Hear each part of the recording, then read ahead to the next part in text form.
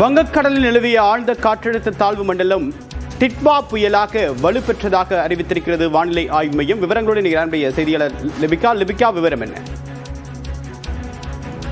பாலவேல், தற்போது இலங்கை மற்றும் தென்மேற்கு வங்கக்கடல் பகுதியில நிலவிய ஆழ்ந்த காற்றழுத்த தாழ்வு மண்டலமானது இன்று காலை 11:30 மணி அளவில் புயலாக உருவாகி இருப்பதாக வானிலை ஆய்வு மையம் தெரிவித்திருக்கின்றது.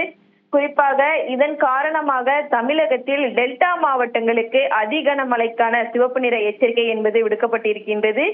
தென்மேற்கு வங்கக்கடல் மற்றும் அதனை ஒட்டிய இலங்கை கடற்கரை வழியாக வடக்கு வடமேற்கு நோக்கி நகர்ந்து நவம்பர் 30 அன்று அதிகாலையில் வட தமிழ்நாடு மற்றும் புதுச்சேரி அதனை ஒட்டிய தெற்கு ஆந்திர பிரதேச கடற்கரையில் புயல் கரையை கடக்கும் என வானிலை ஆய்வு மையம் கணித்திருக்கின்றது. கிட்டத்தட்ட 6 மணி நேரத்தில் மணிக்கு 15 கிலோமீட்டர் வேகத்துல நகர்ந்து வருகின்றது. சென்னைக்கு தென்கிழக்கே தற்போது 700 கிலோமீட்டர் தொலைவிலும், அதே போன்று திருகோணமலைக்கு தென்கிழக்கே 200 கிலோமீட்டர் தொலைவிலும் தற்போது புயல் மையம் கொண்டிருக்கின்றது.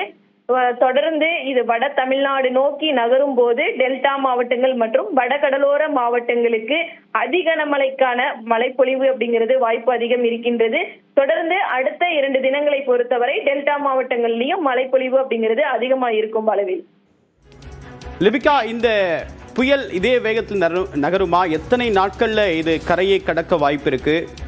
எந்தெந்த நாட்கள்ல அதிக கனமழை என்பது சென்னைக்கு பதிவாக வாய்ப்பு இருக்கு?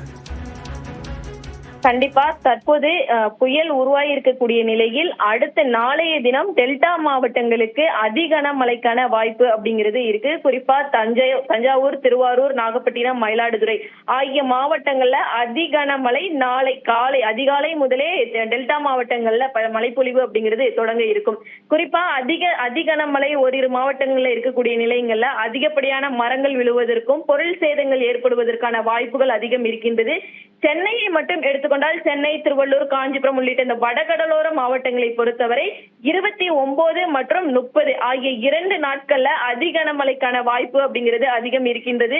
புயல் 30 கரையை கடக்கும் அப்படின்னு தற்போது வானிலை ஆய்வு மையம் கணித்திருக்கக்கூடிய நிலையில அந்த 29 மற்றும் 30 வடகடலோர மாவட்டங்களுக்கு அதிகப்படியான மழை பொழிவிற்கு வாய்ப்பு இருக்கின்றது. அது மட்டுமின்றி புதுவை, காரைக்கால் மற்றும் தெற்கு ஆந்திர பிரதேச கடற்கரை அந்த பகுதியில் இருக்கக்கூடிய மாவட்டங்கள், தெற்கு ஆந்திராவில் இருக்கக்கூடிய மாவட்டங்களுக்கும் அதிக மழைப்பொழிவிற்கு வாய்ப்பு இருக்கின்றது.